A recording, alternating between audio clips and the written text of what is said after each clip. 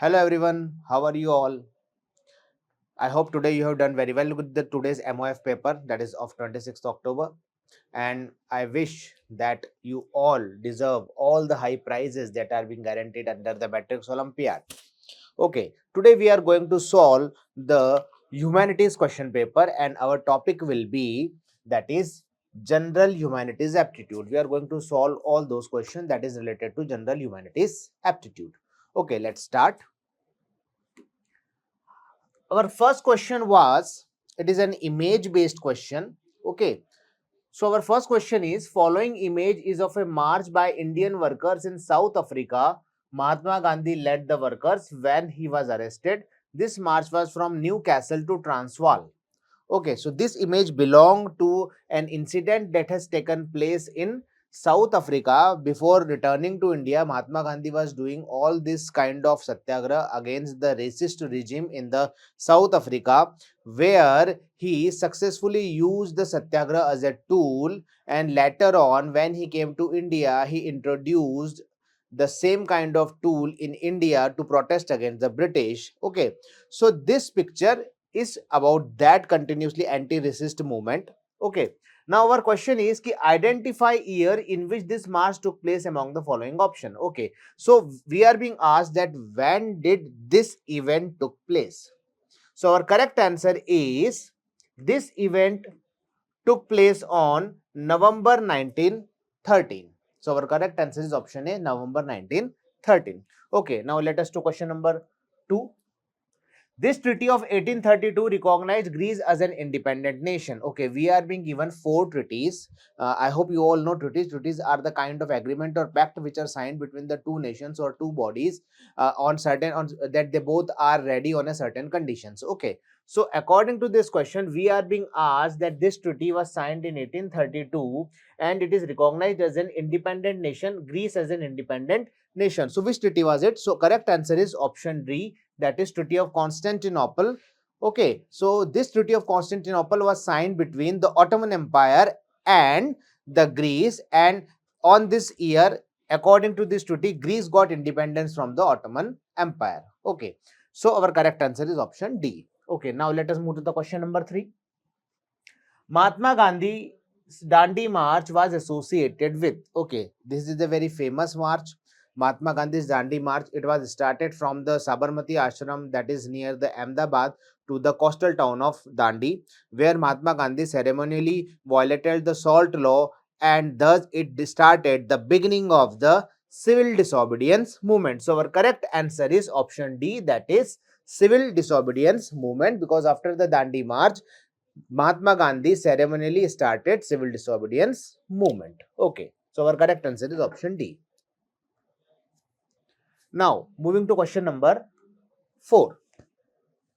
Question number 4 is, according to the Constitution of India, who has the power to legislate on the subject computer software? According to this question, the question has been asked that in India, according to Constitution, this particular subject, the laws that are being made on this particular subject is made by whom? That is union government, state government, or both, or none of the above. Okay, so as per the rules that are being laid down in the Constitution, see, computer software, normally in our Constitution there are certain list, which one is called union list, second is state list, third is concurrent list. Apart from these three lists, there are certain subjects which are called residuary subjects. Residuary subjects are those subjects which doesn't exist at the time of independence, but it was decided that whatever the subject that are core concern, that will be available in the future. So for those subjects, the power to make the legislation goes with the union government. So our correct answer is option A, that is union government.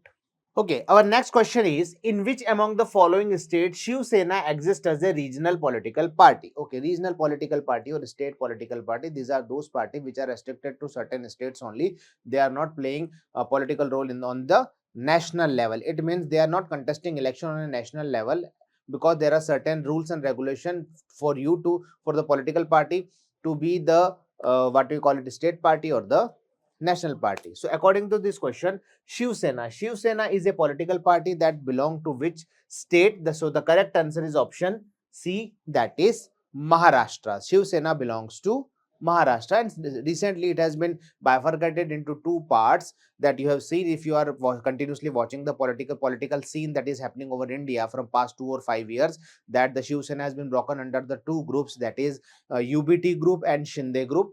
Okay, so now it has been bifurcated, but both basically this party belongs to Maharashtra. Question number 6. What is the ideological orientation of the Indian National Congress? Okay, ideological orientation. See, as per the ideological orientation, we basically divide political parties into different forms, like that is given here: the rightist parties, the leftist parties, or the centrist parties.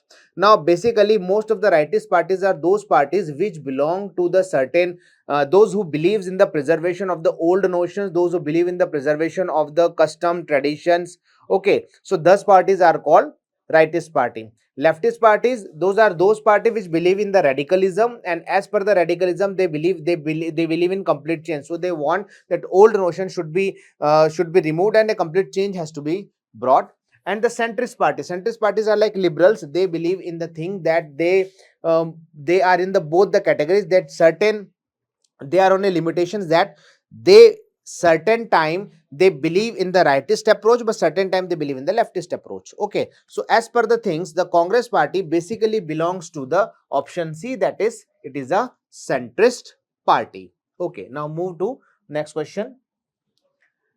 Okay, here there is a certain condition given to us and we need to answer this question accordingly. So Bibhuti was traveling to study the traditional agriculture practices. So Bibhuti is a person who is traveling uh, to understand the traditional agriculture practices.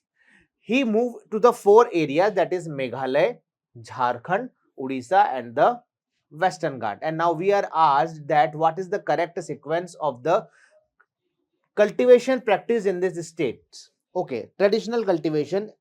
So we have to find out among these four options which is the correct sequence. So as per the Meghalaya is concerned, in Meghalaya, we see that in Meghalaya, the traditional cultivation is called Jhuming. Then moving to Jharkhand, in Jharkhand, this practice is called Kurua. And in Odisha, when we go to the Odisha, this practice is called Pamadabi.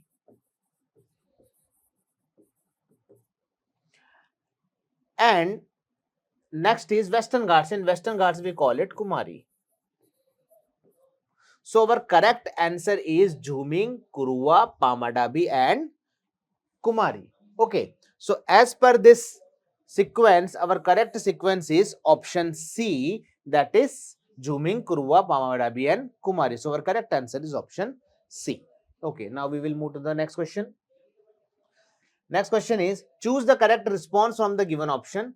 Okay, so we are given certain four responses and we have to find out which of the following responses are correct.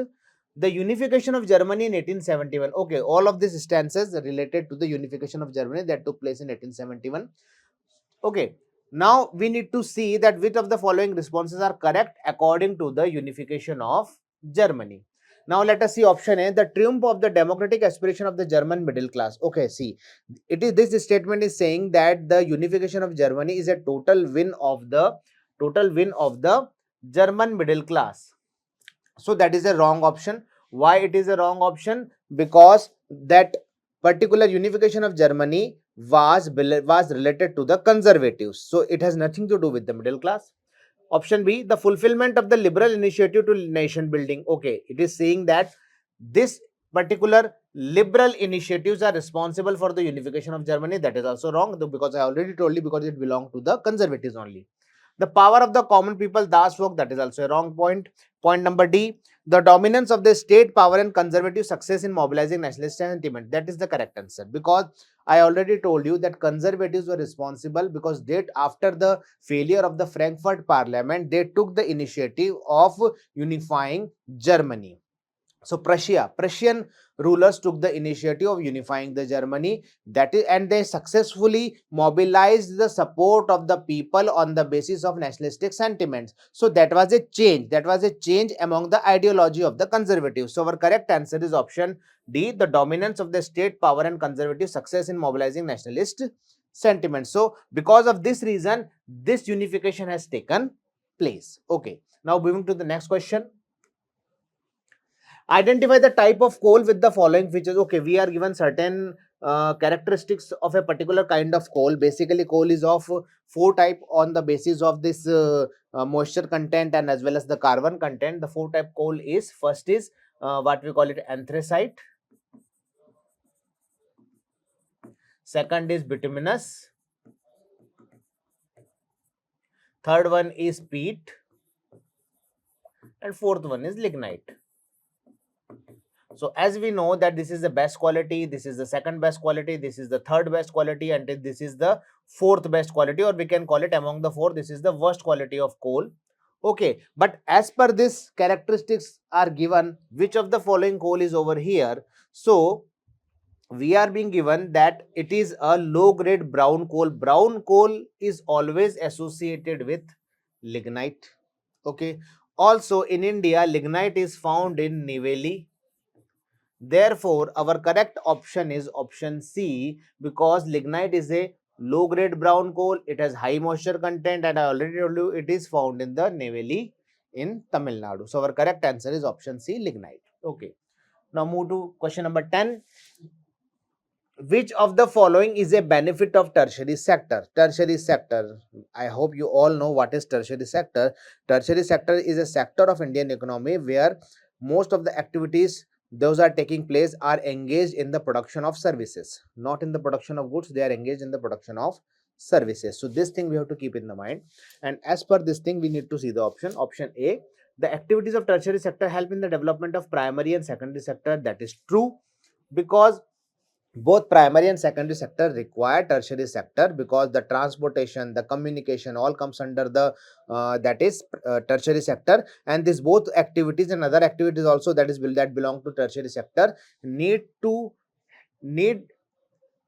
help primary and secondary sector for the growth. So that is the correct option. B, the tertiary sector help in the production of goods by directly using natural resource. That is false, because I already told you the tertiary sector is always engaged in the production of services, not in the production of goods. So that is the wrong option. C, the individual involved in the tertiary sector use the better quality seeds and manure to produce agriculture goods. Again, better quality seeds, manure to produce agriculture goods. I already told you it has nothing to do with the production of goods. It has always has something to do with the production of services. So that is also a false statement. The individual involved in the tertiary sector buy raw material directly from farmers to convert them into final good. Again, it is a wrong answer, because again there is a good. So our correct answer is option A. Moving to next question. In which year was the National Rural Employment Guarantee Act implemented? Okay, so that is basically Manrega. I hope you have all learnt about this, and this act came in 2005. So our correct answer is option D.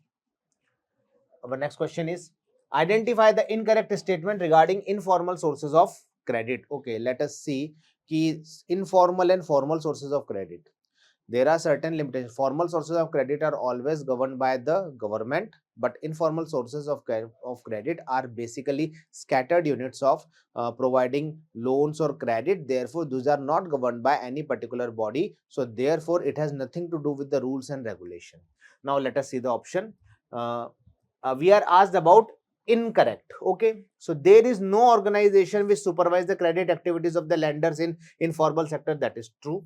So that is a correct statement, because I already told you that there is nobody to govern the credit activities of informal sector. Number two, their only motive is profit making. That is also true, because they charge high rate of interest. Therefore, their objective is always making the profit.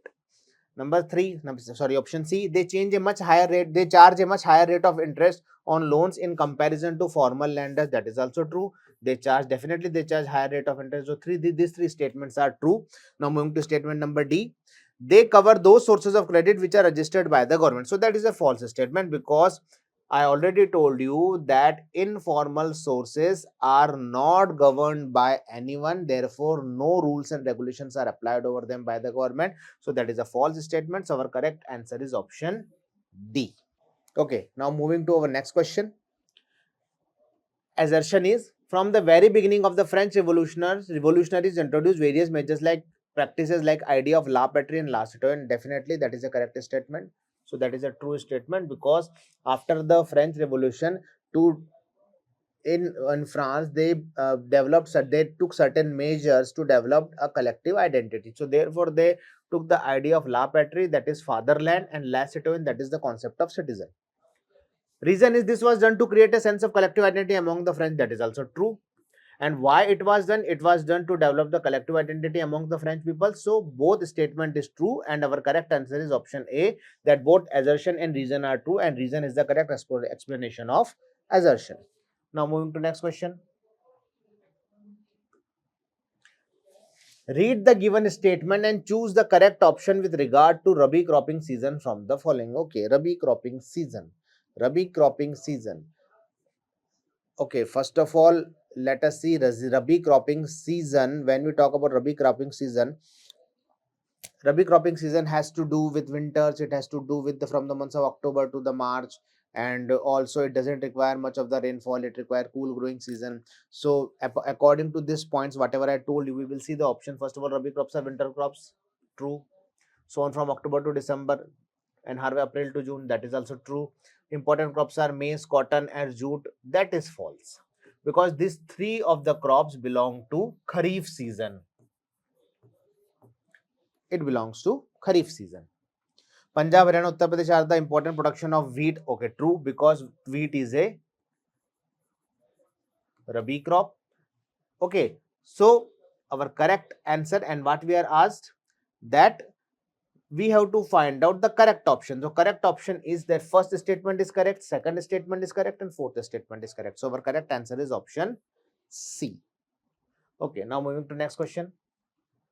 Identify the natural gas pipeline which is spread from north to south. Okay, we can call it north to south or south to north, whatever we want we can call it, because the spread is from south to north also, and when we see from the opposite direction, it is north to south also. Okay, let us see. It starts from Gujarat, passes through Madhya Pradesh to reach industrial areas of Uttar Pradesh. Okay, links various powers and industrial complexes in western and northern India. Total approx length is 1700 km, and India's first cross-state gas pipeline, recognized as an artery of the boosting India's gas production. So all of this statement go with HVJ pipeline, that is Hazira, Vijaypur and Jagdishpur pipeline. Hazira, that is in Gujarat, Vijaypur, that is in MP, and Jagdishpur, that is in UP. So our correct answer is option B. It is Hazira, Vijaypur, Jagdishpur pipeline. It moved from the three states. Okay, why this pipeline has been built? It has been built to provide the what we call it, raw material to various industrial units. Also, its length is 1700 km, and it is India's artery for the India's gas production. So our correct answer is option B. Now moving to next question. Again, an assertion and reason based question. Assertion: the Indian Union is not based on the principle of federalism. Indian Union is not based on the principle of federalism. That is a false statement. Why it is a false statement? Because Indian Union is based on the principle of federalism. How do we know that? Because we see there are two or more levels of government, and each level of government is not subordinate to another level of government. So that is a uh, complete fact that is related to the federalism. So Indian Union is based on federalism. So that is a false statement. Reason: the Constitution of India declare India as a union of state. That is true. So our correct answer is A is false, but R is true. Okay. Now moving to the next question. Our next question is, consider the statement on political parties. Okay, we are being given certain statements which are related to the political parties. What are those statements? Political parties do not enjoy much trust among the people. That is true. because if we see the basic scenario of the people, we see that most of the time they are just doing something that they don't like politics, they don't like political party. People are always engaged in such kind of things. So therefore that is a true fact that in whatever the country, the people don't believe the political parties. Parties are often, it means they don't trust. Okay, parties are often rocked by scandals involving the top party leader. That is also true, because we have seen there are certain charges of corruption or scandal that politicians are always involved in. Always, I'm not saying all, but most of the time such kind of things are happening in different parties. Third is, parties are not necessary to run the government. That is false statement, because in a democracy parties are essential. So as per the question, which of the statement given above are correct? So correct statements are 1 and 2. So our correct answer is option B, that is 1 and 2. Moving to next question. Again a assertion reason. The development of agriculture and industry leads to the development of service sector. That is true. Why it is true? It is true because all of this sector complement each other. The development of service sector will help primary and secondary sector. The development of primary sector definitely will help secondary and tertiary sector, and development of secondary sector will help primary and tertiary sector. So they all complement each other. Okay, so therefore the development of agriculture industry leads to development of service sector. That is true. Reason, as per primary and secondary sector develop the demand for transport, storage, structure and insurance. That is also true. Okay, so our correct answer is A. Both assertion and reason are true, and reason is the correct explanation of assertion. Okay, now moving to next question. Identify the bank. Okay, let us see what hints are given to us. It has the presence in neighbor country of India. Okay, it belongs to neighbor country of India, and in options we have seen the neighbor country is Bangladesh. Started in 1970. Okay, and most of the borrowers are women. And Professor Muhammad Yunus was the founder of this bank. Okay, Professor Muhammad Yunus. Okay, this name might you have seen in recent past, because he has been the current executive prime minister of Bangladesh. Okay, so now among the four, which of the following is the correct? So all these facts are associated with option B, that is Grameen Bank of Bangladesh. Okay, moving to our last question. Which among the following statement is correct with regard to banks and borrowers? Okay, banks and borrowers. Banks are those who are lending, borrowers are those who are receiving the loans. Okay, now see what are the options. Banks give loans and charge rent. Okay, charge rent. That is obviously wrong, because the bank has nothing to do with the rent. So that is a false statement. Banks give loan and charge wages. Again, it is a false statement.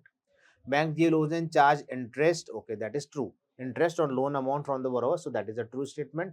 Bank give loans and charge money. Okay, again that is a wrong. So our correct answer is option C. Okay, I hope you understood all these answers, and I wish best of luck for you, that you achieve all the top prizes of this Matrix Olympiad. Thank you so much and have a very nice day. Hello everyone, welcome to Matrix YouTube channel.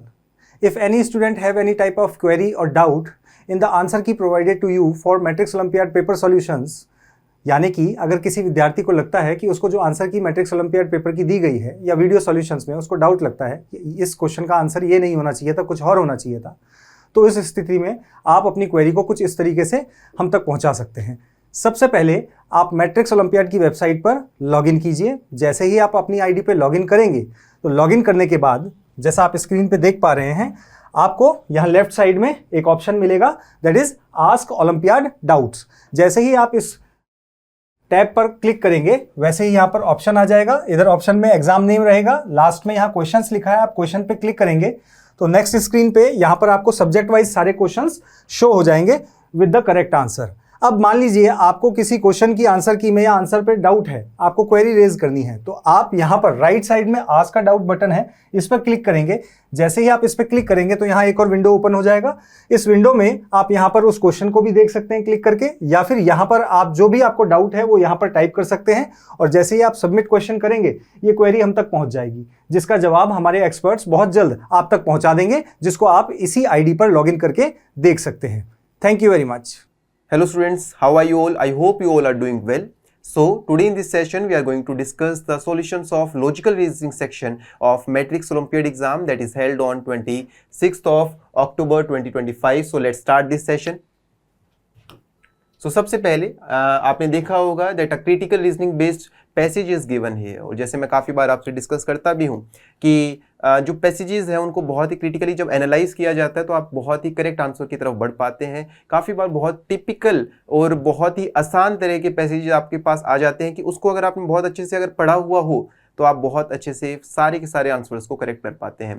तो बढ़ते हैं हमारे passage के ऊपर। सबसे पहले एक बार थोड़ा सा पैसेज पे नज़र डाल लेते हैं, जो आपने पढ़ा होगा, थीम्स को समझा होगा कि क्या है। अगर मैं डिस्कस करूं तो आपको पता लगा होगा कि इसमें दो सिचुएशंस को आपके सामने पैरेलल रखा गया है कोई चीज़ आपको समझाने के लिए। जैसे कि इन 1985 मिखेल गोरबचेव ने क्या किया था, 1985 के अंदर मिखेल ने क्या किया, सोवियत यूनियन के अंदर एक कैंपेन लेकर आए। कौन सा? एंटी अल्कोहल कैंपेन लेकर आए। कौन सी कैंपेन? एंटी अल्कोहल कैंपेन लेकर आए। ठीक है, अब हुआ क्या, एंटी अल्कोहल कैंपेन लाने के बाद में क्राइम तो कहीं ना कहीं कम हुआ और लोगों की हेल्थ तो बहुत ज़्यादा क्या हुई, अच्छी हुई, लाइफ एक्सपेक्टेंसी तो उनकी बढ़ गई, बट उनके लिए एक बहुत बड़ा इकोनॉमिक डिजास्टर आ जाता है। कैसे आ जाता है? जो रेवेन्यू मिल रहा था किससे? अल्कोहल से, वो क्या हो गया, कम हो गया, जिसकी वजह से उनको बहुत ज्यादा अपोजिशन फेस करने को मिली थी। जैसे कि Gorbachev forgot that the addiction of the state of alcohol revenue was more incurable.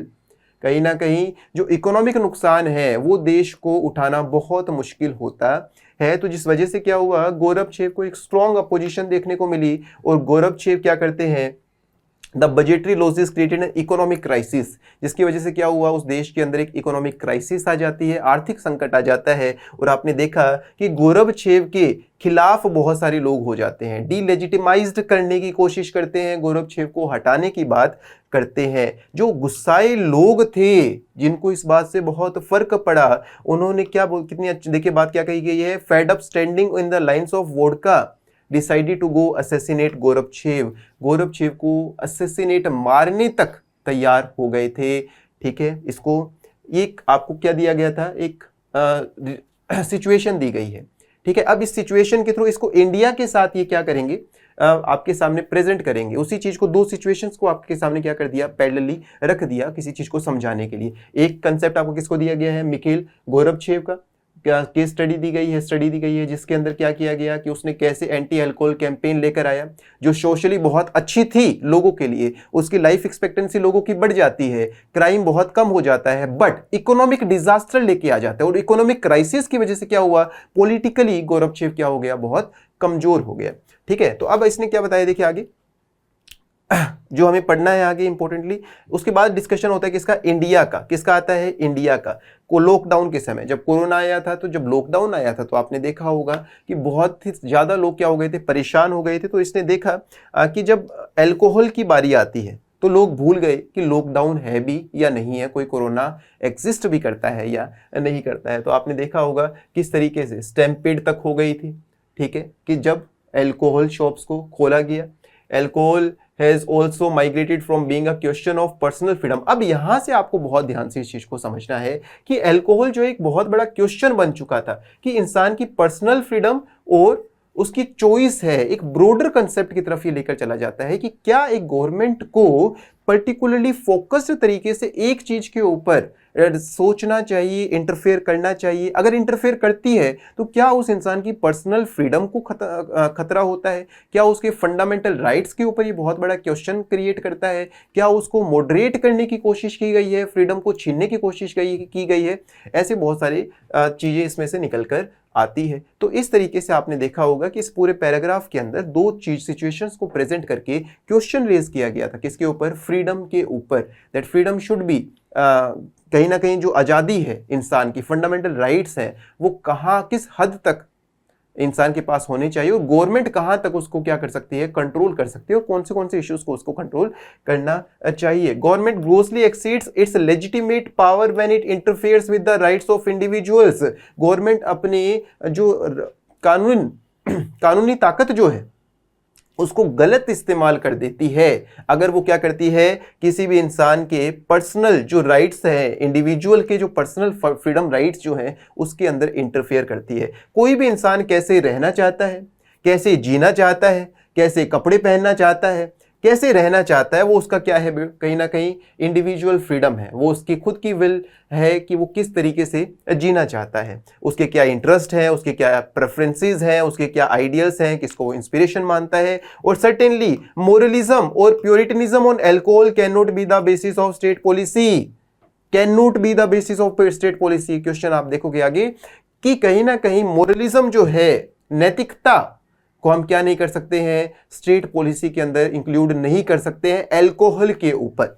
आगे, moralism has no basis, it violates the dignity and freedom of individuals. नैतिकता के आधार पर आप किसी इंसान की, अब इस लाइन से अगली लाइन के ऊपर जब आप बढ़ोगे तो आपको पता लगेगा कि कहना क्या चाहता है, कि नैतिकता के आधार पर किसी भी इंसान की आजादी को छीनना सही नहीं है। किसी भी फ्रीडम, जो किसी की फ्रीडम हो या इंडिविजुअल राइट्स हैं, उनको कहीं ना कहीं कंट्रोल करने की कोशिश करना, मॉडरेशन वहां पर लेकर आना बिल्कुल भी क्या है, इनकरेक्ट है। तो बढ़ते हैं आगे, क्वेश्चंस को डिस्कस करते हैं without wasting time. Question number 21, तो कौन सा पोएटिक डिवाइस पैराग्राफ में यूज किया गया, आपको मेजरली पता लगेगा कि ऑप्शन नंबर डी को मैं एलिमिनेट कर सकता हूं, इन्हीं में से एक है। पर्सोनिफिकेशन यूज किया गया, बिल्कुल नहीं किया गया।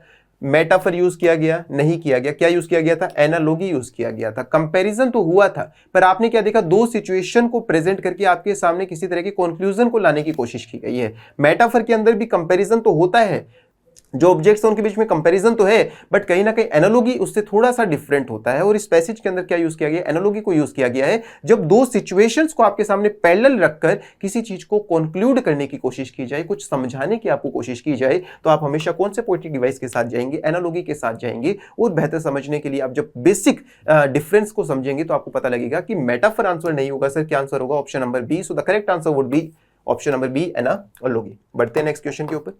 नेक्स्ट क्वेश्चन देखिए क्या है, इनमें से पैसेज में से कौन सी स्टेटमेंट को मैं इन्फर कर सकता हूं, तो आपको पता लगेगा, state must not interfere at all with individuals right to drink. क्या स्टेट को इंटरफेयर नहीं करना चाहिए इंडिविजुअल राइट के साथ में, क्या मैं इसको कर सकता हूं, ठीक है। Liberalism has always been misunderstood, क्या, मुझे आप एक बात बताइए, मस्ट नॉट इंटरफेयर, पहले ऑप्शन नंबर ए को डिस्कस करते हैं, क्या स्टेट को कभी भी इंटरफेयर नहीं करना चाहिए? अगर स्टेट इंटरफेयर नहीं करेगा तो बहुत सारे सोशल इश्यूज भी क्रिएट हो सकते हैं। मतलब कहीं ना कहीं हद, लिमिटेशंस के अंदर एक गवर्नमेंट जो है वो अपने कानूनी ताकत का इस्तेमाल कर सकती है लोगों की भलाई के लिए। तो must not interfere at all क्या हो जाता है, थोड़ा सा यहां पे गलत हो जाता है। जो मस्ट वर्ड है ये क्या कर देता है, इस ऑप्शन को गलत कर देता है। Option number B, liberalism has always been misunderstood, क्या लिबरलिज्म को हर बार गलत समझा गया? नहीं, यहां पे सिर्फ कौन से पर्सपेक्टिव की बात हो रही है, अल्कोहल के पर्सपेक्टिव की बात हो रही है। तो ये ऑप्शन भी क्या हो जाता है, गलत हो जाता है, जब मैं यहां पे ऑलवेज वर्ड देखता हूं। ठीक है, नेक्स्ट देखिए, it is very difficult to discuss any issue related to personal freedom of individual with rationality in India. अब आप जब पैसेज को पढ़ते हैं तो आपको कहते हैं कि सर तीनों ऑप्शन क्या हो रहे हैं, मुझे लिंक मिलता है कि तीनों को मैं क्या कर पाता हूं, यहां पे इन्फर कर पाता हूं। पर आपको पता लगेगा, जैसे कि इसमें मस्ट वर्ड आया, जब आपको पता लगा कि हमेशा नहीं होता, लिबरलिज्म हमेशा गलत नहीं समझा जाता, वैसे ही मुझे आप बताइए, क्या भारत के अंदर डिस्कस एनी इशू, क्या कोई भी इशू जो है वो प्रॉपरली डिस्कस नहीं कर पाते हैं? नहीं। किस पर्सपेक्टिव में, अल्कोहल के पर्सपेक्टिव की बात की गई है। कौन से पर्सपेक्टिव की बात की गई है, अल्कोहल के पर्सपेक्टिव की बात की गई है। I hope it is very much clear to you. तो जो ऑप्शन नंबर आपका डी रहेगा वो क्या रहेगा, इसका करेक्ट ऑप्शन रहेगा। नन ऑफ द अबव, तीनों में से किसी को भी मैं प्रॉपरली इन्फर नहीं कर सकता हूं पैसेज के अकॉर्डिंग। आपको थोड़ा थोड़ा लगेगा, बट वो एक प्रॉपर आंसर की तरफ आपको लेकर नहीं जाता। जैसे मैंने आपको समझाया इस शुरुआत के अंदर भी, और काफी बार मैं बच्चों से जब डिस्कस करता हूं तो बताता हूं उनको कि आपको प्रॉपरली चीजों को एनालाइज करना पड़ेगा, क्योंकि कुछ चीजें बहुत ही सरल दिखाई देती हैं, इजी दिखाई देती हैं, बट होती क्या है, बहुत टिपिकल है। और काफी टिपिकल चीजें बहुत आसान होती है, और वो तभी सोल्व हो पाती है when you are completely getting the gist, चीजों को बहुत अच्छे से आप क्या करते हैं, समझते हैं। बढ़ते नेक्स्ट क्वेश्चन के ऊपर। नेक्स्ट क्वेश्चन देखिए आपके सामने क्या है, क्वेश्चन नंबर 23 को हम डिस्कस करते हैं। देखिए क्वेश्चन नंबर 23 क्या है, which of the following statement weakens the argument that moralism on alcohol can not be the basis of state policy. आपने एक बात नोट की होगी कि जब हम पैसेज कर रहे थे तब भी मैंने अंडरलाइन करके आपको बताया था, लास्ट लाइन के अंदर इस चीज को बताया गया था कि नैतिकता कभी भी आधार नहीं हो सकती है किसका, अल्कोहल के ऊपर पॉलिसी बनाने का। कहीं ना कहीं पर्सनल फ्रीडम और ऐसे शब्दों का इस्तेमाल किया गया था और आपने बहुत अच्छे से उस चीज को शायद समझा भी हो। देखिए, तो मुझे क्या करना है, वीकन्स द आर्ग्यूमेंट, इसमें से कौन सी स्टेटमेंट जो है, कौन सी स्टेटमेंट जो है वो इस आर्ग्यूमेंट को कमजोर करती है। स्ट्रेंथनिंग एंड वीकनिंग का कंसेप्ट जब आप लगाते हैं तो आपको पता लगेगा कि state should not interfere with people's right to drink but there will be backlash if drinking takes form that inflict greater social harms. तो ऑप्शन नंबर ए जो है वो कहीं ना कहीं क्या कर रहा है, वीक कर रहा है। पर आगे वाले ऑप्शंस भी देखने पड़ेंगे। Freedom should not be diverse from moderation, तो सेम स्टेटमेंट क्या करती है, क्योंकि यहां पे देखो क्या, मॉडरेशन और alcohol can not be the basis of state policy. ठीक है, ये यहां पे कैन नहीं है, कैन नॉट है, तो आपको पता लगेगा ऑप्शन नंबर बी जो है वो भी क्या करता है, कहीं ना कहीं स्टेटमेंट को वीकन कर रहा है, कमजोर कर रहा है। देखिए, state should not interfere in matters of sexuality और इंटीमेसी। अब आप मुझे बताइए, अगर स्टेट इंटरफेयर नहीं करेगा तो क्या होता है, सोशल प्रॉब्लम्स आ सकती है समाज के अंदर, तो आपको पता लगेगा सीरियस कॉस्ट उनको भुगतनी पड़ेगी। Will not survive if the expression of sexuality are consistently degrading और violent as we have seen in the locker room scandals. तो ये स्टेटमेंट जो है ये भी क्या करता है, इसको वीक करता है। क्यों वीक करता है सर, क्योंकि सारी की सारी स्टेटमेंट्स किसको सपोर्ट करती है, नैतिकता को सपोर्ट करती है, मोरलिज्म को सपोर्ट करती है। जैसे कि स्टेट शुड, अगर मोरलिज्म के अंदर आप समझेंगे नैतिकता पे कि स्टेट को तो इंटरफेयर करना चाहिए ना, स्टेट को इंटरफेयर करना चाहिए बहुत सारे कानूनों बनाने के लिए कि समाज के अंदर एक प्रॉपर क्या चलता रहे, नैतिकताओं से परिपूर्ण समाज हम बना पाए, एक सिविलाइज्ड कल्चर की तरफ हम बढ़ पाए। तो ये सारी की सारी स्टेटमेंट्स जो है वो क्या बन रही है आपकी, इसको मेन जो आपकी स्टेटमेंट है, moralism and alcohol can not be the basis of state policy, इसको क्या करती है, वीकन करती है, कमजोर करती है। तो ऑप्शन नंबर डी जो आपका बचता है वो क्या रहेगा, करेक्ट रहेगा, क्योंकि तीनों की तीनों स्टेटमेंट्स क्या कर रही है आपके, इस चीज को वीकन करती है। तो I hope you get the answer, option number D will be the correct answer. बढ़ते हैं आगे, question number 24th, Which of the following could be part of state's policy to regulate alcohol use in India? Bharat के अंदर alcohol का जो use है उसको regulate करने का क्या तरीका हो सकता है। आपके सामने चार ऑप्शन है। बैन ऑन अल्कोहल शॉप्स, शराब की दुकानों को बंद ही कर दोगे तो कहीं ना कहीं फिर से वही सवाल उठेगा कि आप क्या कर रहे हैं, इंटरफेयर कर रहे हैं पर्सनल राइट्स के साथ। तो मैं इस ऑप्शन को बिल्कुल ही क्या कर दूंगा, एलिमिनेट कर दूंगा। ऑप्शन नंबर फर्स्ट बिल्कुल गलत हो जाता है। एजुकेशन और इंटेलिजेंट ड्रिंकिंग, बिल्कुल लोगों को क्या किया जा सकता है, अवेयर किया जा सकता है ड्रिंकिंग के बारे में, ये एक अच्छा तरीका हो सकता है। Regulating outlet density of alcohol shops, शराब की दुकान के बाहर जो डेंसिटी है उसको रेगुलेट किया जा सकता है कि कितने परमिशन, कितने लोग, क्या क्या उसको मैनेज कैसे किया जाएगा उस स्ट्रेंथ को। तो ये भी क्या है, एक ऑप्शन नंबर सी भी आपका सही बनता है। कम्युनिटी इंटरवेंशन पॉलिसी को भी यूज किया जा सकता है। तो ऑप्शन नंबर आपका जो फर्स्ट है उसको छोड़कर सारे होंगे। तो 2, 3, 4 कौन सा है आपका, देखिए ऑप्शन नंबर सी के साथ आप जाएंगे तो करेक्ट आंसर क्या रहेगा, option number C. I hope it is very much clear to you. बढ़ते हैं आगे, देखिए अगले क्वेश्चन जो आपके हैं वो नंबर सीरीज के ऊपर दिए गए हैं। कैसे हुआ, थोड़ा ध्यान से समझिएगा। 2 और 5, मुझे कुछ नहीं करना, सिर्फ डिफरेंस को फाइंड आउट करना है।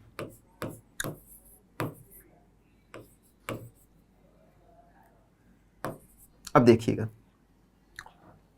मैंने सबसे पहले क्या किया, इनका डिफरेंस लिया।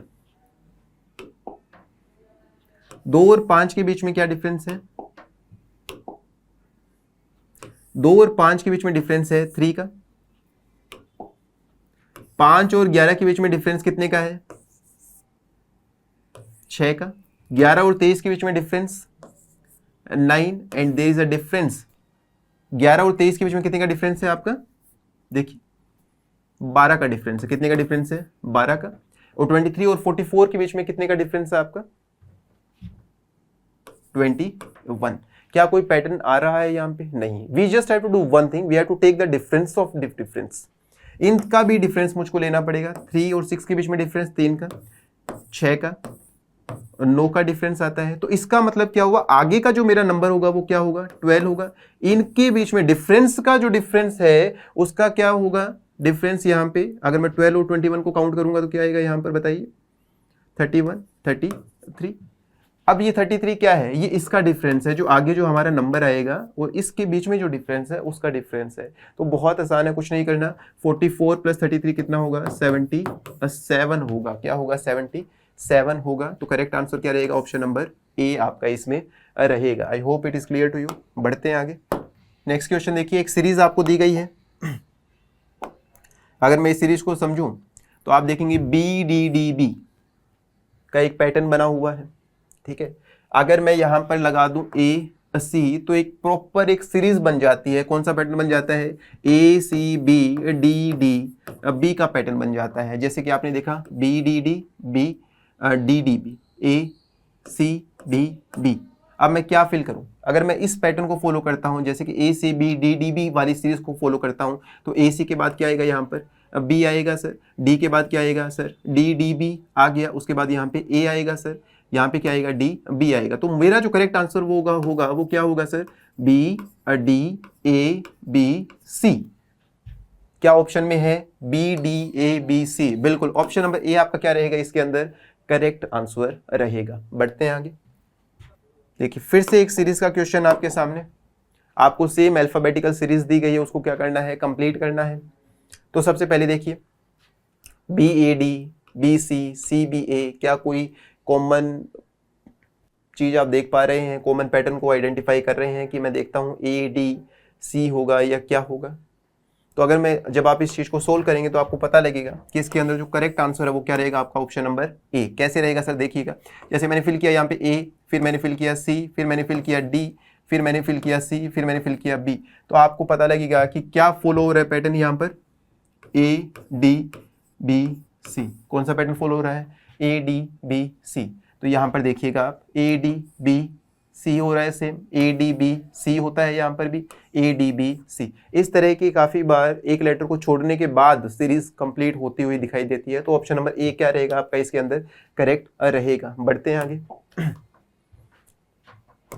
नेक्स्ट देखिए क्या है क्वेश्चन। फिर से वही नंबर सीरीज का एक क्वेश्चन है। आपको क्या करना है? डिफरेंस को फाइंड आउट करना है। मुझे आप एक बात बताइए, 98 और 95 में कितने का डिफरेंस है सर? 3 का डिफरेंस है।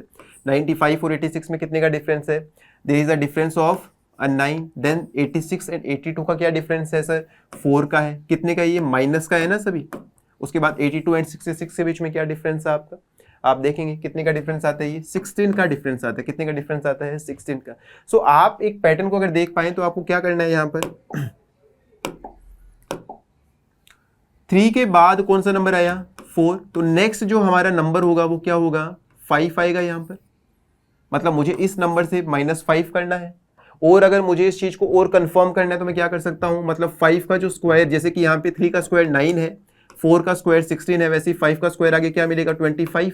तो या तो मैं एक काम करता हूं सर, 36 + 25 करके भी आंसर निकाल सकता हूं, या 66 - 5 करके भी आंसर निकाल सकता हूं।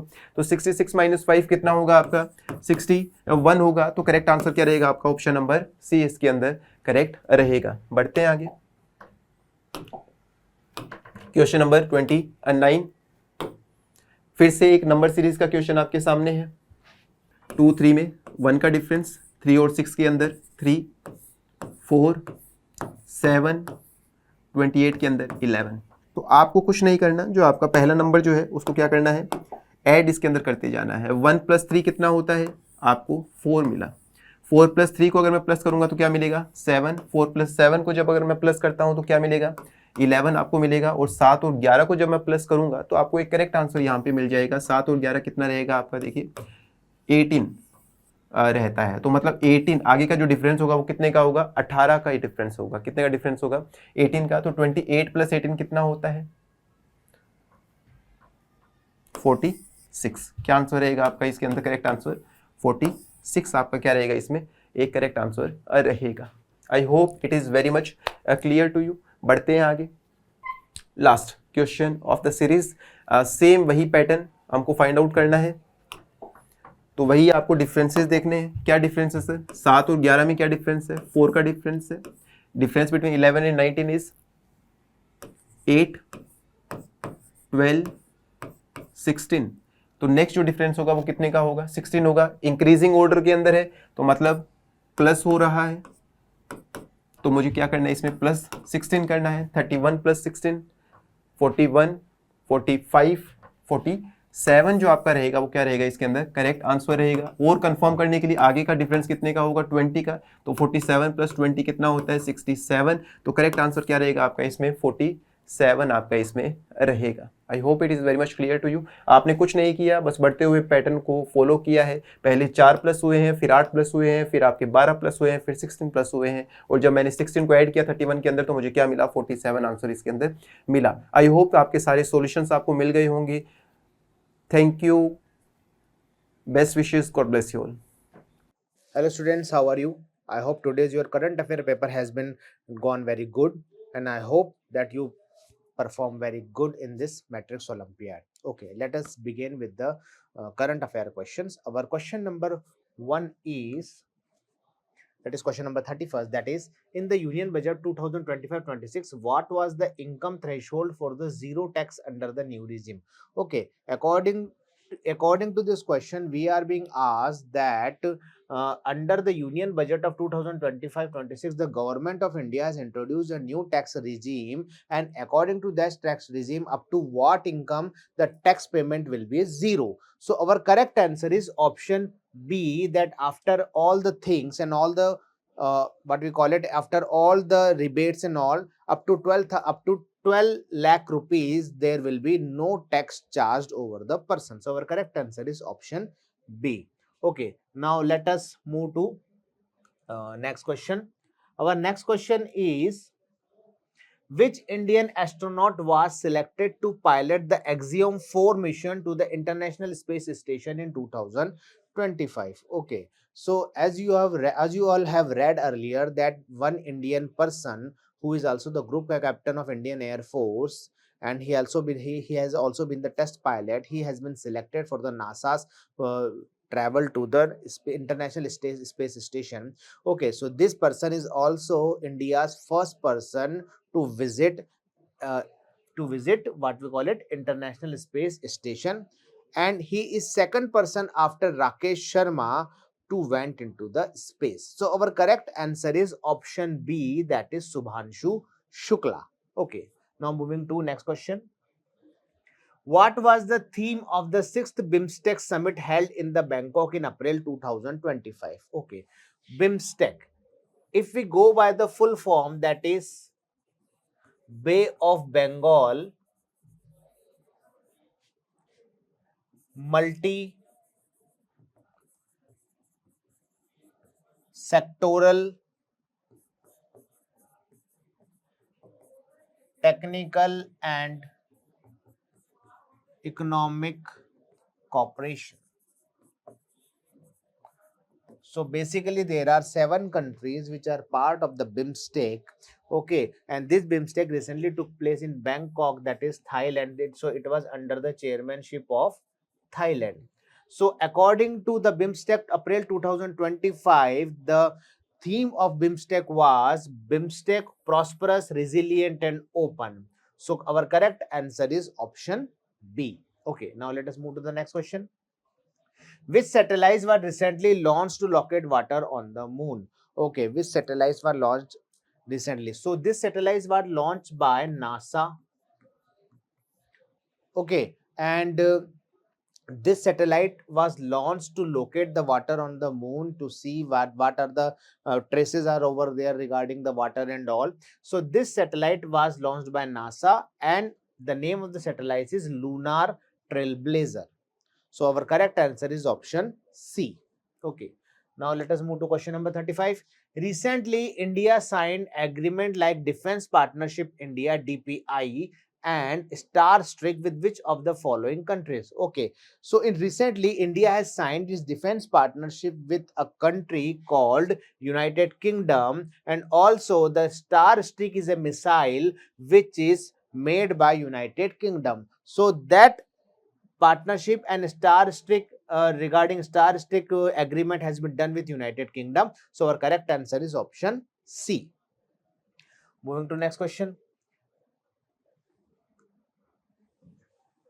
Which initiative was launched to empower minorities through skill development? Okay, so we are being given 4 options, and according to this option, which of the following option is responsible for the empowerment of minorities? So first of all, this initiative is launched by the Minorities Affair Ministry of India, and the name of the initiative is Pradhan Mantri विरासत का संवर्धन. प्रधानमंत्री विरासत का संवर्धन. So as per the things, answer is PM VIKAS. So our correct answer is PM Vikas. So our correct answer is option A, that is PM Vikas. Okay, now moving to the next question. Which global initiative did India join to preserve glaciers in 2005? So there is an initiative done by the UN to preserve the glacier. So the name of the initiative is option B, that is International Year for Glacier Preservation. And as per the reports from 2025 to 2035, these years will be called the Glacier Preservation Years. Okay. Now moving to the next question. The Cook Island recently seen in the news are located in which of the following ocean? Okay, Cook Island. Cook Island, whenever things come to our mind regarding Cook Island, we have a certain things that is associated with a country called New Zealand. So recently, Cook Islands were in the news because the Cook Island has signed certain pacts and taken funds from the China without consulting New Zealand, because Cook Island is having a association pact with New Zealand, and New Zealand was very much concerned over this thing that has been that the decision that has been taken by the Cook Island without consulting the New Zealand. So this was an issue recently. So if we are talking about New Zealand, so New Zealand is in Pacific Ocean. So as per the news, Cook Island is in Pacific Ocean. Okay.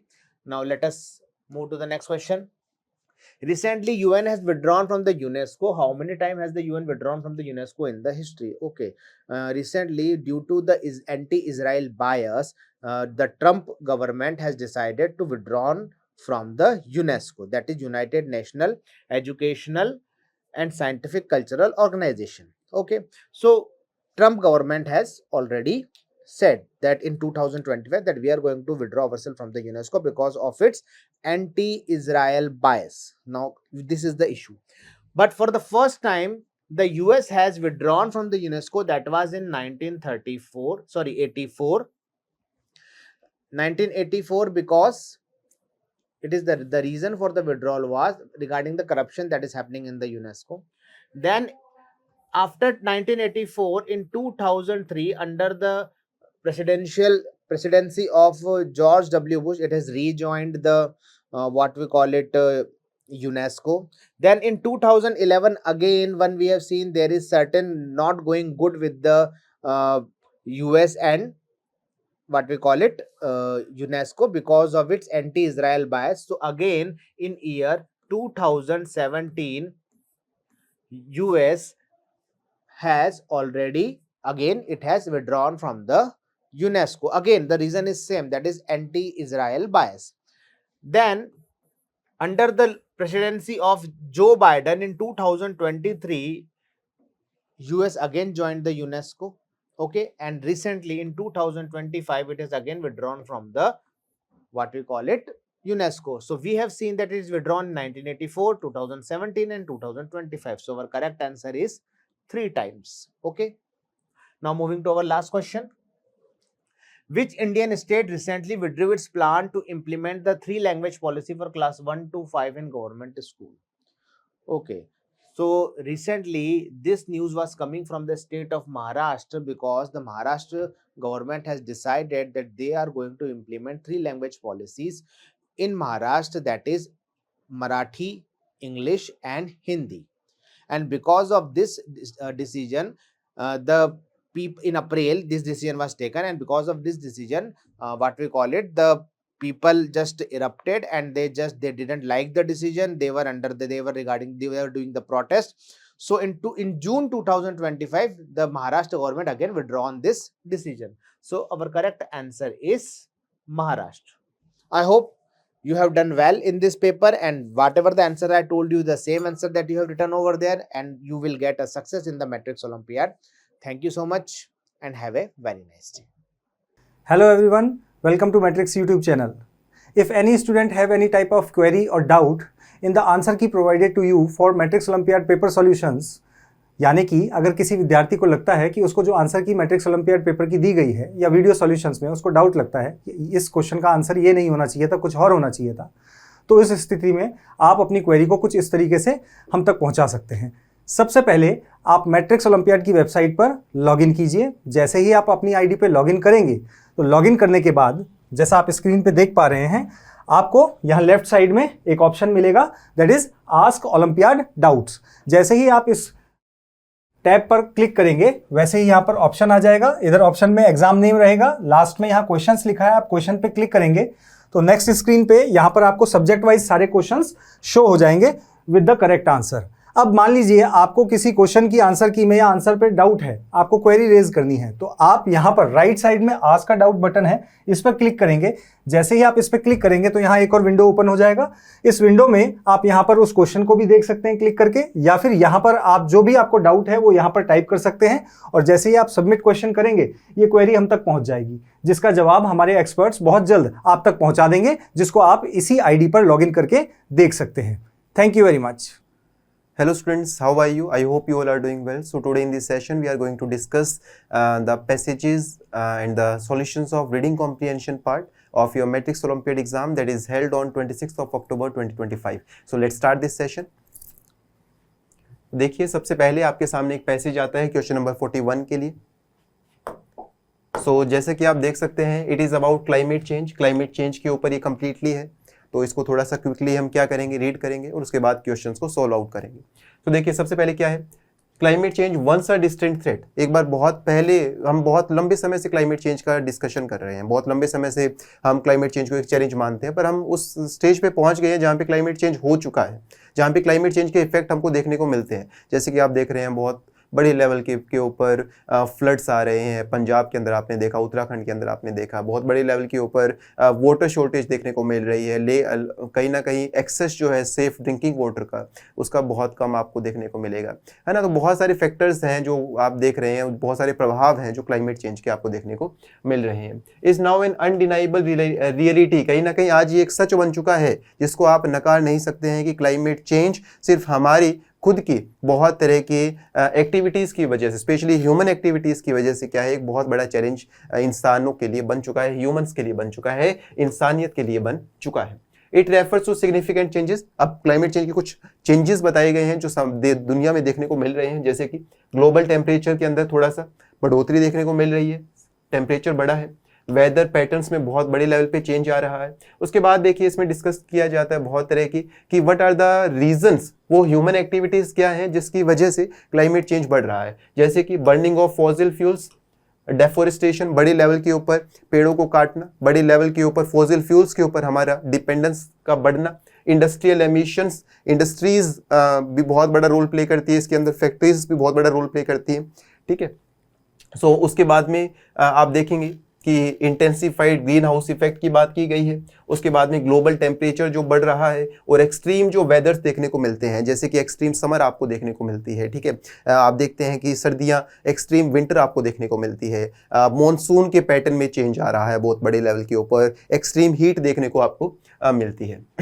जो results हैं climate change के वो बहुत ज़्यादा आपको देखने को मिलेंगे। कहीं ना कहीं सी लेवल के अंदर जो राइज देखने को मिला है, जिसकी वजह से बहुत बड़े लेवल के पर लोगों को क्या करना पड़ रहा है, डिस्प्लेसमेंट करनी पड़ रही है, लोगों को अपने घरों को छोड़कर जाना पड़ रहा है, ठीक है। कोरल ब्लीचिंग की बात की गई है, ग्लेशियल रिट्रीट की यहाँ पे बात की गई है, frequency of hurricanes is being discussed here, prolonged droughts has been discussed here, that these are the alarming science which only direct towards climate change, ठीक है। और अब इसके अंदर बात की जाती है कि डेवलपिंग कंट्रीज जो हैं कहीं ना कहीं उनका इसके अंदर बहुत ही कम योगदान है।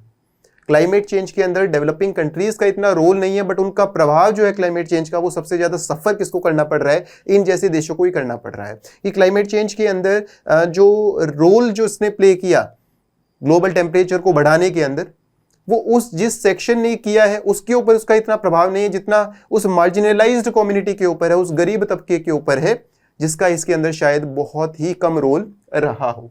ये भी बहुत इंपॉर्टेंट है पैराग्राफ के according. So this challenge is compounded by economic, political and social complexities that hinder unified global action. कहीं ना कहीं कलेक्टिव एफर्ट की रिक्वायरमेंट है। पैराग्राफ डिमांड करता है कि क्लाइमेट चेंज को रोकने के लिए कलेक्टिव एफर्ट की रिक्वायरमेंट है। दुनिया में सभी देशों को एक साथ क्या करना पड़ेगा, इसके सॉल्यूशन की तरफ बढ़ना पड़ेगा। So addressing climate change requires a multi dimensional approach. कैसी अप्रोच चाहिए? मल्टी डायमेंशनल अप्रोच चाहिए। ठीक है, टेक्नोलॉजिकल इनोवेशन की अगर मैं बात करूं, पॉलिसी रिफॉर्म्स की मैं बात करूं, जैसे कि आपने एसडीजीज बनाए हुए हैं, सस्टेनेबल डेवलपमेंट गोल्स बनाए हुए हैं, उसके ऊपर प्रॉपर्ली काम करना क्या है, बहुत ही जरूरी है। उसके बाद में बहुत तरह के इंटरनेशनल फ्रेमवर्क्स हैं, जैसे कि पेरिस एग्रीमेंट का डिस्कशन किया गया है, जिसका जो कहीं ना कहीं बहुत सारे देश, सभी देशों को इकट्ठा एक स्टेज पर लाते हैं। ठीक है, सभी देश एक साथ आते हैं और डेवलपमेंट गोल्स के ऊपर क्या करते हैं, चर्चा करते हैं, क्लाइमेट चेंज के ऊपर डिस्कशन करते हैं। ठीक है, अल्टीमेटली कॉम्बैटिंग क्लाइमेट चेंज, कहीं ना कहीं क्लाइमेट चेंज को रोकना is not merely environmental necessity but a moral imperative to ensure. कहीं ना कहीं ये सिर्फ एनवायरमेंटल नेसेसिटी नहीं है, हमारा नैतिक धर्म भी बनता है, हमारा नैतिक कर्तव्य भी बनता है कि हम क्लाइमेट चेंज को रोकने के अंदर हमारी भागीदारी को स्पष्ट करें। So for the future generation, जो फ्यूचर जनरेशन है उनके लिए रिसोर्सेज को हम क्या कर पाए, कंजर्व कर पाए, प्रिजर्व कर पाए उन फ्यूचर जनरेशन के लिए। तो हमारे लिए क्या है, एक मोरल रिस्पॉन्सिबिलिटी भी बनता है। कौन सी रिस्पॉन्सिबिलिटी? मोरल रिस्पॉन्सिबिलिटी की बात की गई है। आई होप पैसेज का जो एसेंस है वो आपको समझ आ गया होगा। अब जल्दी से हम क्या करते हैं, इसके क्वेश्चंस की तरफ बढ़ते हैं। So question number 41 is there, what is the main cause of the recent acceleration in climate change. Climate change के बढ़ने के अंदर सबसे जो मेन रोल है वो क्या है? अभी हमने डिस्कस किया ह्यूमन एक्टिविटीज। क्या? Human activities. Option number B would be the correct answer. जो हम burning of fossil fuels is there, ठीक है, deforestation is there, industrial emission is there. So I hope इसके अंदर आपको कोई डाउट नहीं रहा होगा। ऐसे पैसेजेस जो है वो बिना, अगर हम पैसेजेस को थोड़ा क्विकली भी रीड कर ले टाइम को सेव करने के लिए, तो भी इनके आंसर्स हम जो है बहुत ही अच्छे से सही आंसर की तरफ हम बढ़ सकते हैं। बढ़ते हैं आगे। Question number 42, which of the following is not mentioned. इनमें से कौन सा मेंशन्ड नहीं है as a consequence of climate change.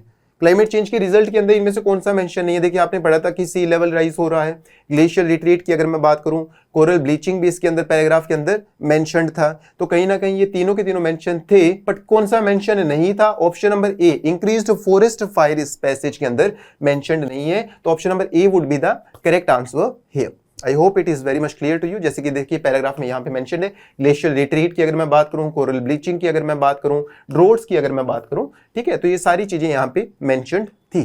ठीक है, बट क्या मेंशन नहीं था? फॉरेस्ट फायर्स यहाँ पे दिया हुआ नहीं था। I hope it is clear to you. बढ़ते आगे। Question number 43, why is climate change considered issue of inequality.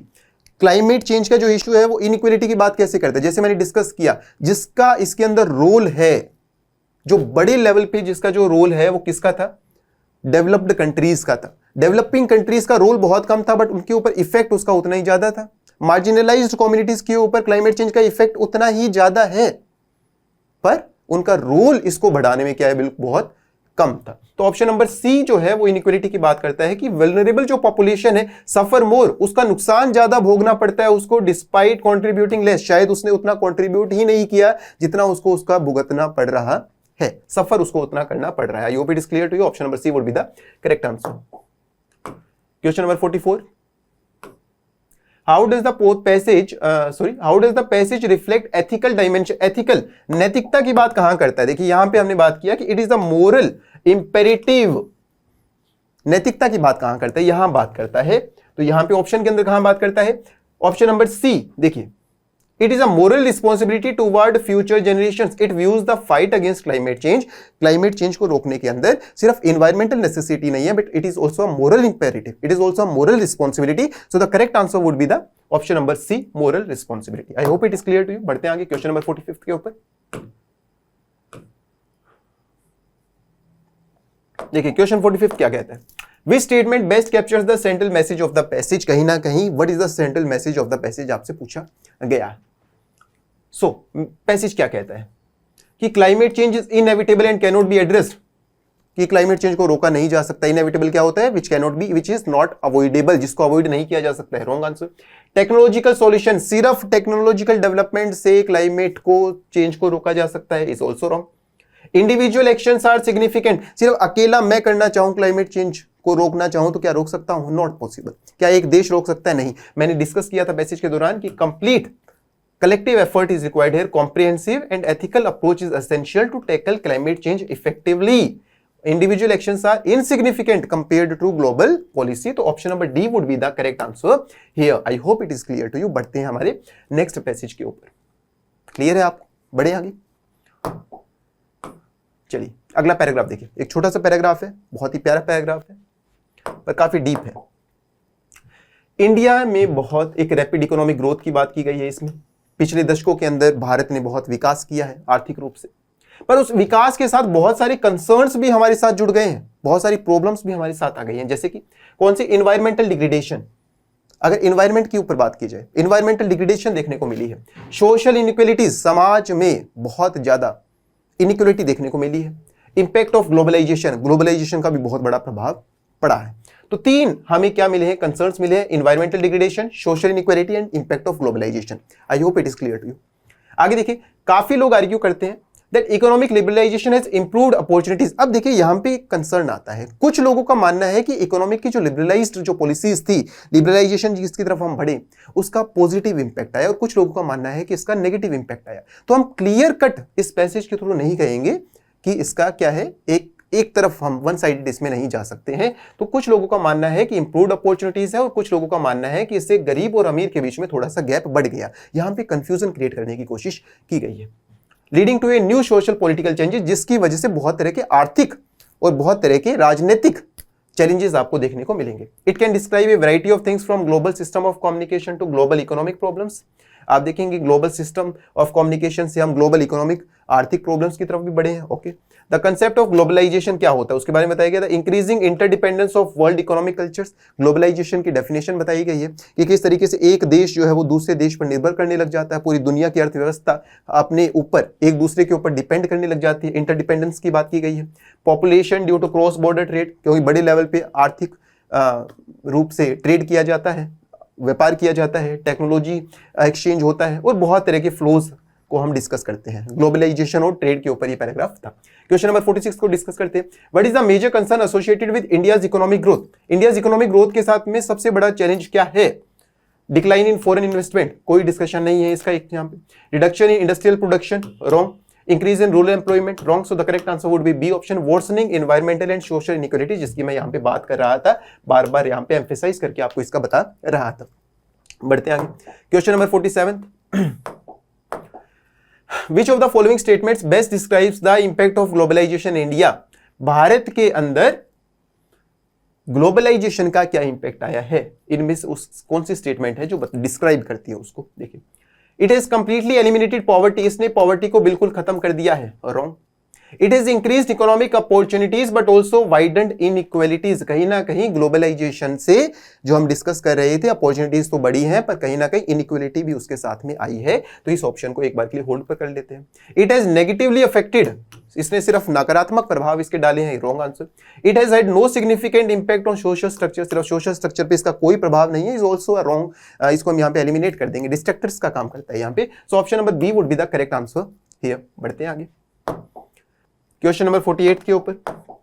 According to the passage which factor has accompanied India's rapid economic growth? इसमें कौन सा फैक्टर है जिसने कहीं ना कहीं इंडिया की इकोनॉमिक ग्रोथ के साथ, उसका भी आपने देखा होगा कि भारत की ग्रोथ के साथ में बहुत तरह के और कंसर्न्स भी आ गए हैं, उसकी बात ये यहाँ पे कर रहा है। जैसे कौन से? Rising concerns over environmental sustainability, कौन सा ऑप्शन रहेगा? Option number C would be the answer है। कौन सा? राइजिंग कंसर्न्स ओवर इन्वायरमेंटल, देखिए increasing concerns over environmental degradation and sustainability. Environmental sustainability भी एक बहुत बड़ा कंसर्न हमारे लिए बन रहा है। डेवलपमेंट के साथ हमें सस्टेनेबल डेवलपमेंट की तरफ भी हमें क्या करना पड़ेगा? बढ़ना पड़ेगा। So this is also a major concern here. I hope it is clear to you. So option number C would be the correct answer here. So हम यहाँ पे क्वेश्चन नंबर 49 को अब डिस्कस करते हैं। सो बढ़ते हैं क्वेश्चन नंबर 49 के ऊपर। अब जैसे क्वेश्चन नंबर 49 क्या कहते हैं, देखिए, Which of the following is not correct about the economic changes in India? Bharat में इसमें से कौन सी स्टेटमेंट जो है इकोनॉमिक चेंजेस के रिगार्डिंग सही नहीं है? तो देखिए first statement, economic liberalisation has widened the gap between rich and poor. कहीं ना कहीं हमने डिस्कशन यहाँ पे देखा कि economic liberalisation has improved the opportunities, इसने कहीं ना कहीं अपॉर्चुनिटीज को इंप्रूव किया है, बट कुछ लोगों का मानना है कि रिच और पुअर के बीच में क्या हुआ है, एक गैप भी बड़ा है, तो इस स्टेटमेंट को हम होल्ड कर सकते हैं कि ये स्टेटमेंट क्या है, करेक्ट है। इसका डिस्कशन पैसेज के अंदर दिया हुआ है। ओके सर, नेक्स्ट है देखिए, इंडस्ट्रियल प्रोडक्शन है significantly decreased.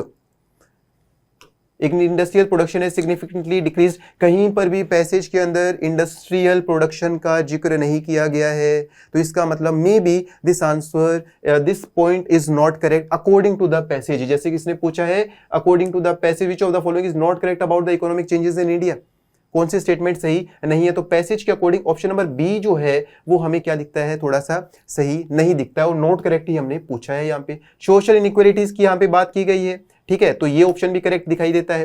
Globalisation has impacted India social and political structure, social और पॉलिटिकल स्ट्रक्चर को ग्लोबलाइजेशन ने क्या किया है, इंपैक्ट डाला है, तो ऑप्शन नंबर डी भी क्या है, करेक्ट है। तो ये तीनों की तीनों स्टेटमेंट जो ए सी और डी तीनों करेक्ट है। सो तीनों करेक्ट है, हमें फाइंड आउट करनी है जो करेक्ट नहीं है। तो अगर मैं सही बात करूं, सही आंसर की अगर आपसे बात करूं, तो option number B would be the correct answer, क्योंकि इंडस्ट्रियल प्रोडक्शन का इस पैसेज के अंदर कहीं भी डिस्कशन नहीं किया गया है। बढ़ते हैं नेक्स्ट क्वेश्चन के ऊपर।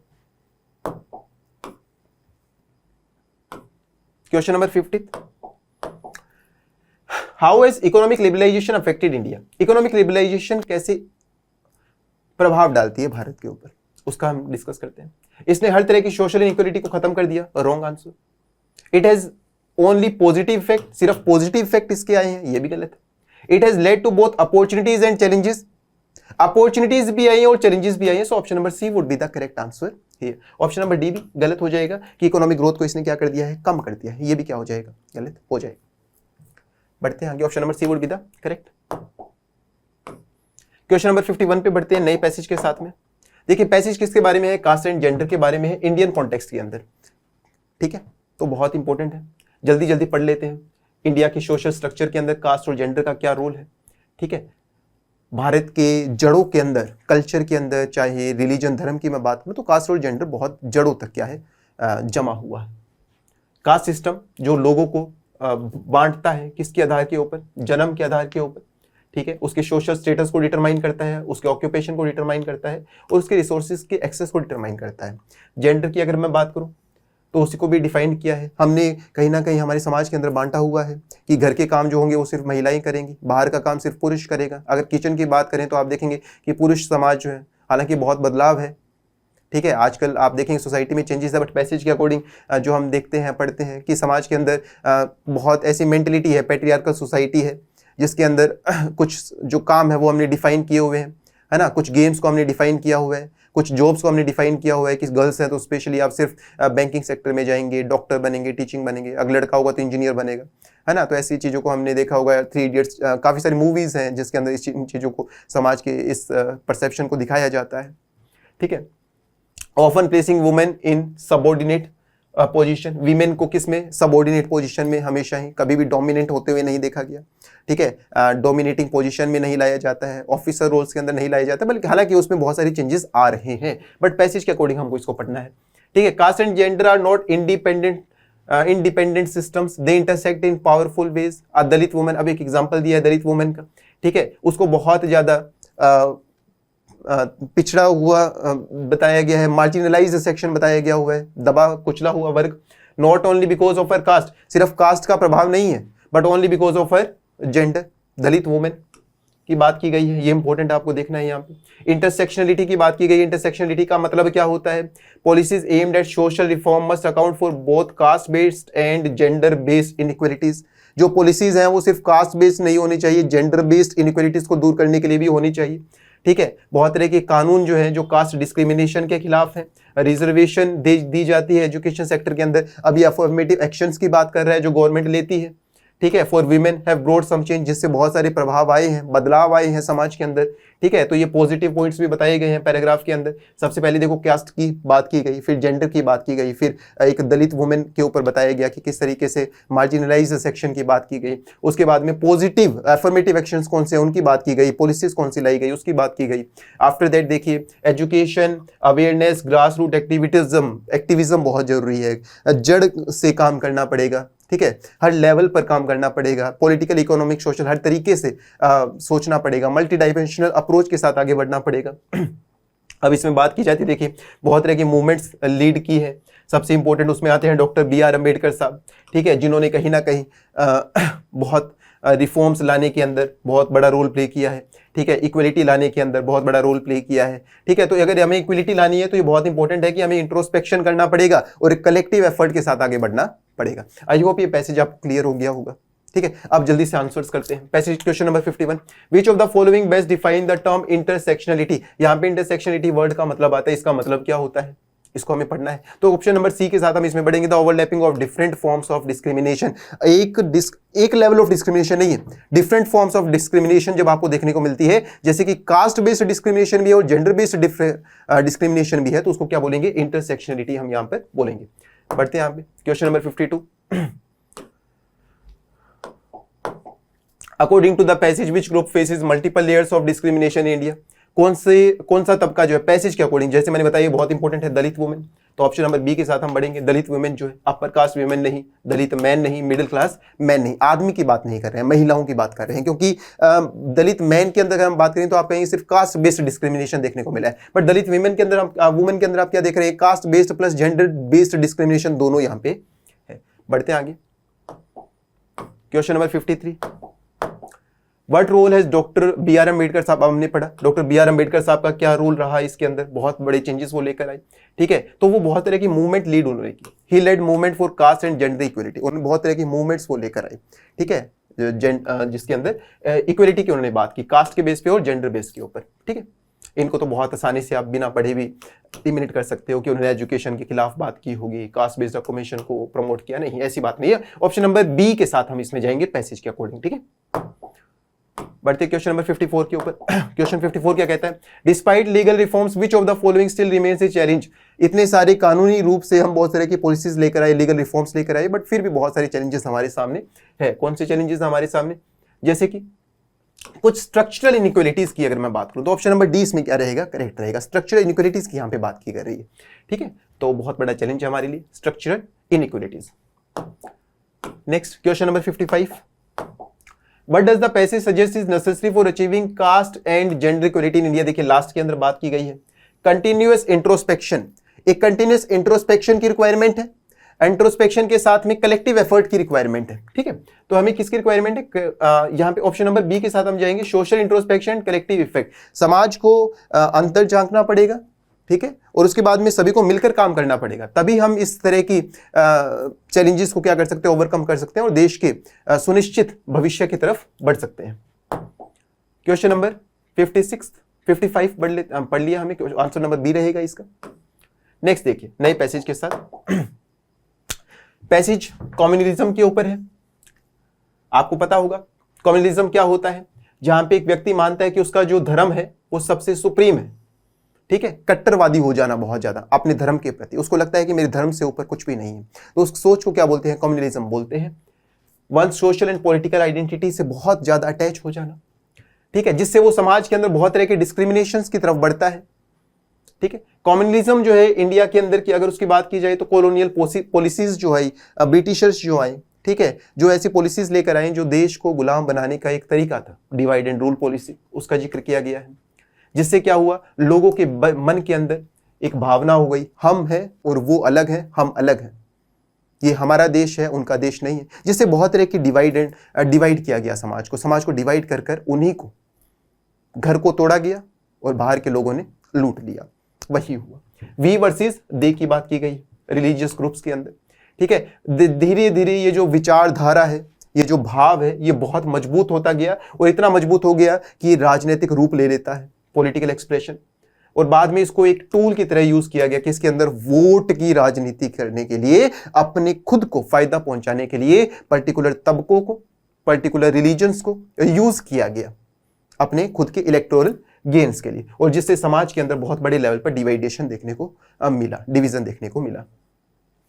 India is constitutionally secular country, संवैधानिक रूप से भारत एक क्या है, सेक्युलर कंट्री है, जो किसी भी धर्म को प्रमोट नहीं करता है, पर फिर भी आप देखोगे बहुत बड़े लेवल पे कम्युनल टेंशंस जो हैं वो हमारे देश की शांति और अर्थव्यवस्था को क्या करता है, हार्मनी को, बैलेंस को कहीं ना कहीं क्या करता है, भंग करता है, खराब करता है, ट्रैंक्विलिटी को खराब करता है।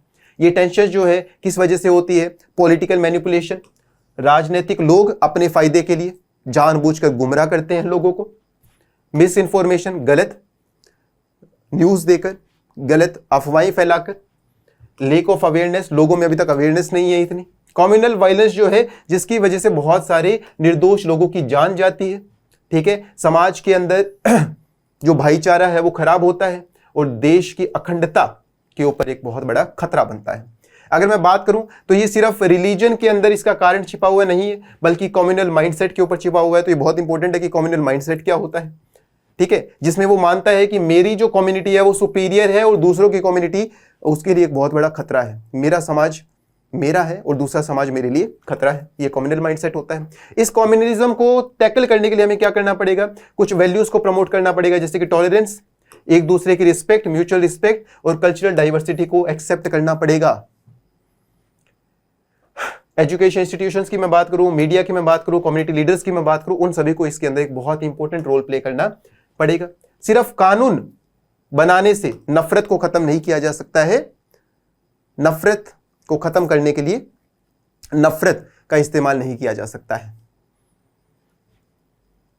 It must be countered by a strong social will, सभी समाज को मिलकर काम करना पड़ेगा। Critical thinking and deep understanding of unity in diversity should be there, ठीक है। अंडरस्टैंडिंग डेवलप करनी पड़ेगी, अवेयरनेस लानी पड़ेगी लोगों के अंदर, ठीक है, और हर इंसान को समझना पड़ेगा। आई होप ये पैसेज जो है वो आपको क्लियर होगा। बढ़ते हैं क्वेश्चंस की तरफ। Question number 56, what does the passage suggest as the primary cause of communalism in Indian society. सबसे प्राइमरी कोज क्या है इंडियन सोसाइटी के अंदर कम्युनलिज्म का, बताइए। Religious festivals, lack of technology eliminate कर देते हैं, economic inequality is wrong, political misuse जो इसमें मेंशन किया गया था कि किस तरीके से राजनीतिक लोग धर्म का सहारा लेते हैं अपने आप को फायदा पहुंचाने के लिए और देश की अखंडता को ही खत्म कर देते हैं, खत्म करने का प्रयास करते हैं, समाज में भाईचारे को खत्म करने का प्रयास करते हैं अपने खुद की राजनीतिक रोटियां सेकने के लिए। तो option number C would be the correct answer है। Question number 57, according to the passage how does communal violence affect the nation. Communal violence देश को कैसे नुकसान पहुंचाती है। Communal violence, it helps in strengthening local communities, नहीं, positive point है ये तो। It leads to better religious understanding is also eliminated, awareness लेकर आती है, नहीं। Option number D would be the correct, national unity और शांति के ऊपर, अखंडता के ऊपर सवाल खड़ा करती है, खतरा पहुंचाती है। Option number D. Question number 58, what implied by the phrase communal mindset. Communal mindset से आप क्या समझते हैं, अभी हमने डिस्कस किया, ये एक तरह का परसेप्शन होता है। ऑप्शन नंबर बी, जिसमें वो मानता है कि one's community is superior to other, मेरी कम्युनिटी जो है वो दूसरे से क्या है, ऊपर है। Question number 59, communalism promotes division on the basis of, किस आधार पर डिवीजन करता है communalism, on the basis of religion. Option number C would be the correct answer here. Option number C, religion. 60th question पे बढ़ते हैं। 60th question क्या है, which of the following is suggested solution to communalism as per the passage. Communalism का solution क्या है, अभी हमने डिस्कस किया, strong social will and deep understanding, critical thinking. तो हमें क्या करना पड़ेगा, एनकरेजिंग टॉलरेंस एंड रिस्पेक्ट, क्या करना पड़ेगा, म्यूचुअल रिस्पेक्ट लेकर आनी पड़ेगी और वैल्यूज ऑफ टॉलरेंस को अडॉप्ट करना पड़ेगा, जैसे कि हमने पैसेज में पढ़ा था। आई होप सो आंसर आपको क्लियर होगा। Option number D would be the correct answer. Single religion को प्रमोट नहीं करना, पॉलिटिकल पार्टिसिपेशन को से दूर रहना, डिस्करेजिंग एजुकेशन खत्म कर देना, ये सारे ऑप्शन जो है डिस्ट्रैक्टर की तरह काम करते हैं। आई होप ये आपको क्लियर होगा। सो option number D would be the correct answer है। तो हम सारे के सारे क्वेश्चंस जो है रीडिंग कॉम्प्रिहेंशन को यहाँ पे डिस्कस कर चुके हैं। आई होप कि आपको पैसेजेस क्लियर हुए होंगे, आंसर्स के सॉल्यूशंस आपको मिले हुए। सो इसी के साथ हम इस सेशन को यहीं पे खत्म करते हैं। Best wishes, thank you, God bless you all.